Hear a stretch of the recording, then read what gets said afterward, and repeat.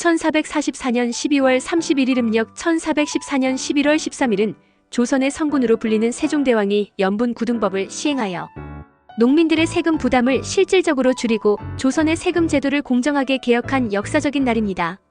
이는 조선의 사회적 정의와 민본주의를 실천한 대표적인 사례로 평가받고 있습니다. 1. 연분구등법 시행의 배경. 당시 세금 제도의 문제점. 조선 초기의 세금 제도는 토지 일결약 2.2헥타르당 수확량의 10분의 1110도를 고정적으로 거두는 방식이었습니다. 그러나 이 방식에는 심각한 문제가 있었습니다. 부자와 가난한 농민 간의 불평등. 비옥한 토지를 가진 양반이나 부유한 농민은 수확량이 많아도 세금 부담이 적었습니다. 반면 척박한 땅에서 농사를 짓는 가난한 농민들은 수확량이 적음에도 동일한 세금을 내야 했습니다. 흉년과 풍년의 고려 부족. 흉년이나 자연재해로 인해 수확량이 감소한 해에도 동일한 세금을 내야 했기에 농민들의 삶은 더욱 어려워졌습니다. 세종의 문제의식. 세종은 이러한 상황을 불공평하다고 판단했습니다. 그는 나라의 근본은 농민에 있다는 신념 아래 농민들이 안정적인 삶을 유지할 수 있는 제도를 마련하고자 했습니다. 세종은 단순히 중앙관리들의 의견에 의존하지 않고 10년간 농민 18만 명의 목소리를 직접 수렴하며 구체적이고 현실적인 세제 개혁을 준비했습니다. 2.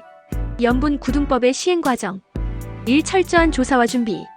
세종은 전국의 토지 상태, 농업 환경, 기후, 수확량 등의 데이터를 상세히 조사했습니다. 그는 이 과정에서 농민들의 의견을 적극 반영하며 제도의 현실성을 높였습니다. 이 과정에서 얻어진 정보는 당시로서는 매우 과학적이고 체계적이었습니다. 2. 풍년 흉년에 따른 차등화. 세종은 수확량이 많고 적음을 기준으로 토지를 구등급으로 나누어 세금을 차등 부과하는 연분구등법을 설계했습니다.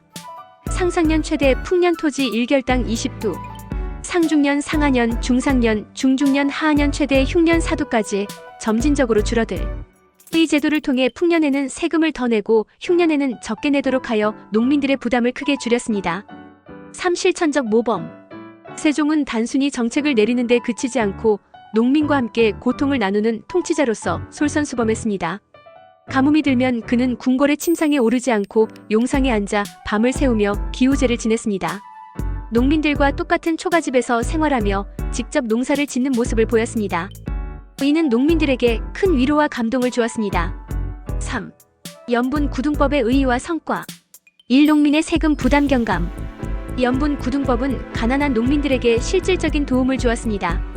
흉작으로 인해 수확량이 적은 경우 세금이 대폭 줄어들었고 그 결과 농민들은 생계를 유지할 수 있는 여유를 얻었습니다. 이 조선 사회의 공정성 확립. 세종은 농업이 나라의 근본이다라는 철학을 실천하며 사회적 약자인 농민들을 배려했습니다. 연분구등법은 조선 왕조의 민본주의 정신을 제도적으로 구현한 대표적인 사례로 평가됩니다. 3. 조선 경제 안정화. 세금 부담이 줄어든 농민들은 농업 생산에 더욱 집중할 수 있었고 이는 조선 전체의 경제적 안정과 번영으로 이어졌습니다. 또한 세금 수입도 안정적으로 유지되었습니다. 4. 세종의 애민정신 구현. 세종은 농민을 단순히 세금 수입의 원천으로 보지 않았습니다. 그는 농민들의 고통을 공감하고 이를 해결하기 위해 직접 나섰습니다. 이러한 애민정신은 조선의 이상적인 군주의 모습으로 남아있습니다. 4. 현대적 교훈. 1. 공정한 제도의 중요성. 연분구등법은 당시 사회의 불평등 구조를 개선한 제도로 오늘날에도 정책 설계에서 공정성과 형평성이 중요하다는 교훈을 줍니다. 2. 국민 중심의 리더십. 세종은 민의를 적극적으로 반영하여 정책을 설계했습니다. 현대의 정치인들도 국민의 목소리를 직접 듣고 이를 바탕으로 정책을 만드는 자세를 배워야 합니다. 3. 통치자의 책임감과 희생. 세종은 통치자의 자리에서 특권을 누리기보다 농민들과 고통을 함께 나누는 모습을 보였습니다. 이러한 책임감과 희생정신은 오늘날의 지도자들이 본받아야 할 중요한 가치입니다. 연분구등법은 세종대왕의 애민정신과 뛰어난 정책 역량을 잘 보여주는 사례입니다. 이 제도는 단순한 세금 개혁이 아니라 조선의 사회구조를 보다 공정하고 안정적으로 변화시키는 데 기여했으며 세종의 리더십이 빛났던 순간으로 남아있습니다.